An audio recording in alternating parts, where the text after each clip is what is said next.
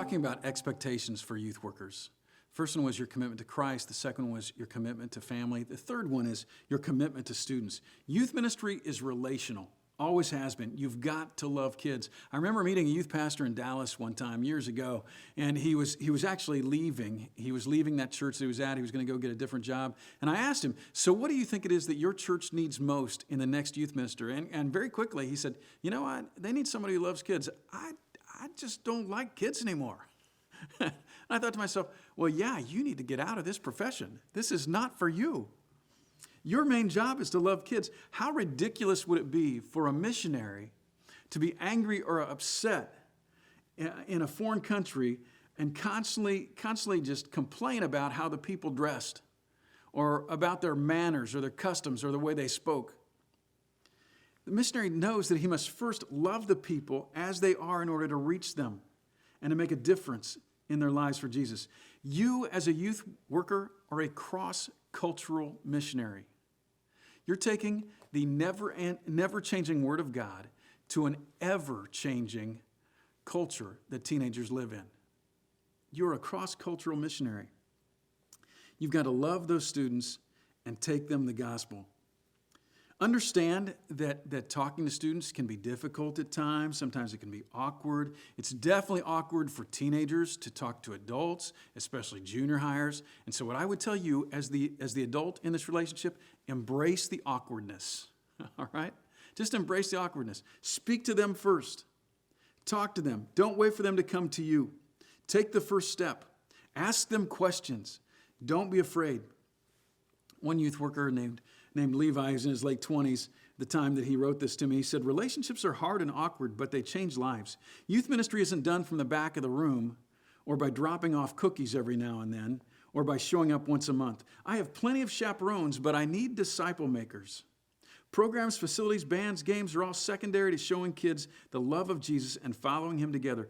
All youth workers, he says, are youth ministers. Maybe something he says that I'd attach at the very end is that kids don't need just a buddy. They need adults who will speak truth into their life and challenge them to something bigger. We don't have time for cool. We don't. We can't waste time waiting for them to come to us. We've got to go to them. We've got to speak to them. Embrace the awkwardness. We shouldn't wait for them to initiate the friendship. They're the kid. We're the adult. So don't let them drown because you're waiting for them to ask for help. Go to where they are. At youth stuff, be with the kids, not in the back of the room.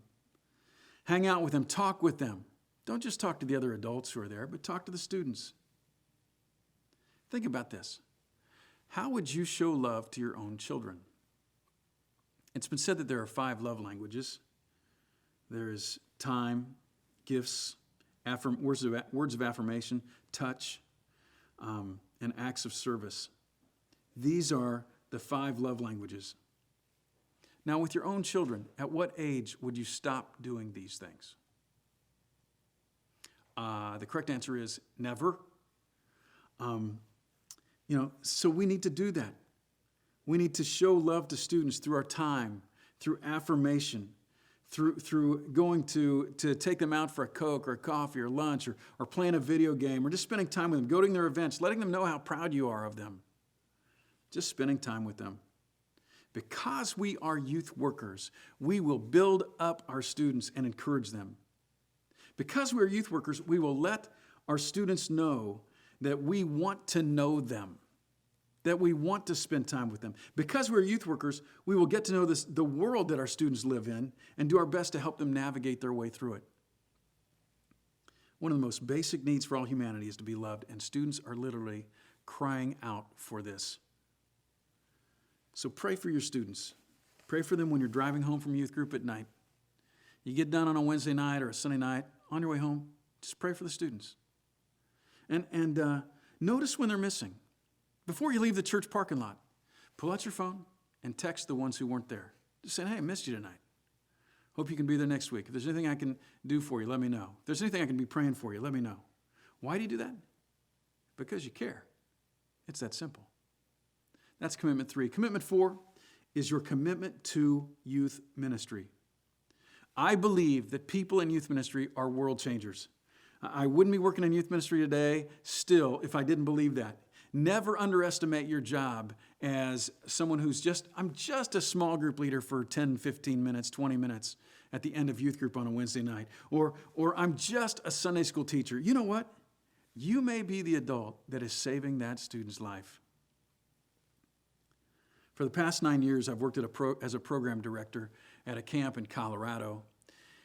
And the first night of camp, when I meet with all of the faculty, one of the things I tell them is, remember, this week could be the difference in one student's life between whether they'll spend an eternity in heaven or an eternity in hell. This week, make those conversations. Have those Jesus conversations this week. Don't put those off. We're so good at talking to them about every other thing, sports, boyfriends, girlfriends, school. Let's have those difficult conversations as well. Troy is a youth minister in New Jersey. He says this about youth ministry. He says, don't volunteer unless you're sold out. If you've got other areas in which you want to work, this might not work out. I want youth ministry to be your priority, your life. And you know what? So do my students.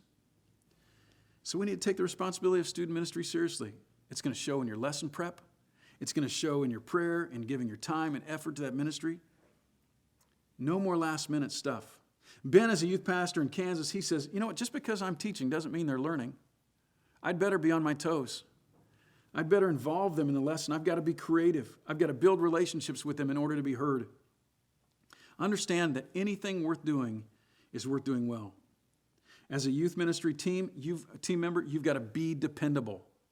That means being there on time every time. Kids need stability in their life, and we want them to know that they can count on us.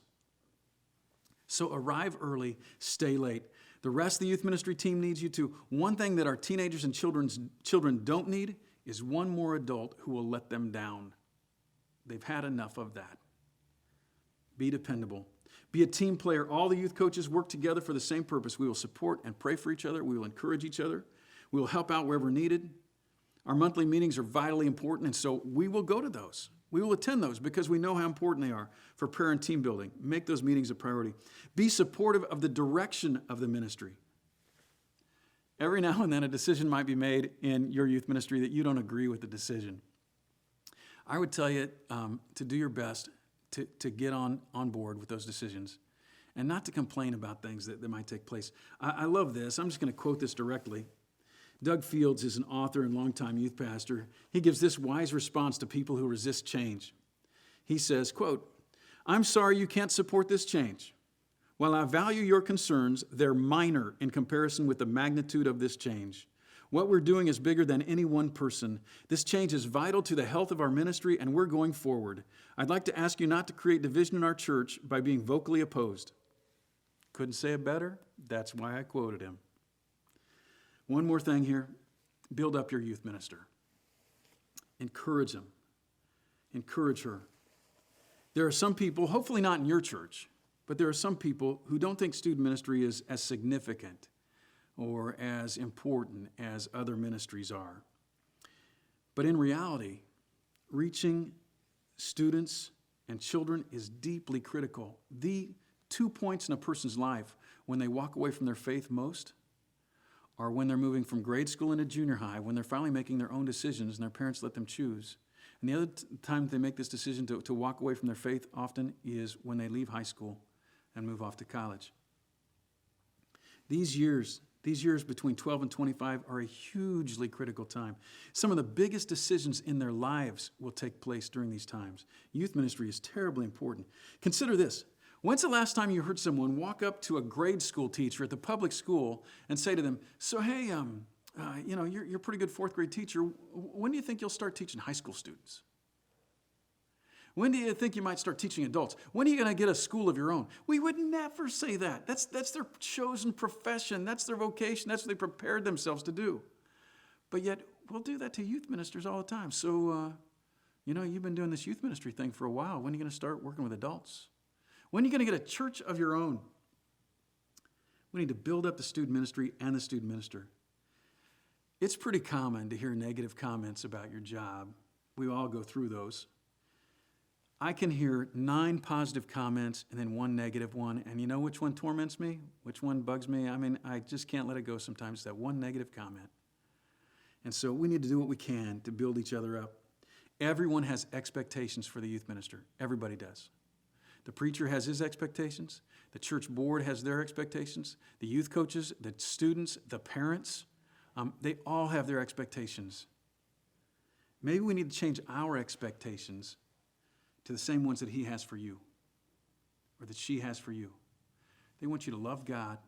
They want you to love kids. They want you to reach out to lost kids and to make disciples. That's what they want. One more thing I'd say to volunteers is to remind you that you are youth ministers too. As appropriate, take ownership for this ministry. Disciple your students outside of normal programming. The paid youth minister, they can't do it all by themselves. These 4 commitments are the expectations I have for volunteers or youth workers. Your commitment to Christ, your commitment to students, your commitment to the family, and your commitment to youth ministry. Do you want to be the best possible youth worker? Let me tell you what to do. Love Jesus, love kids, work hard. You do those 3 things, you'll be way above the rest.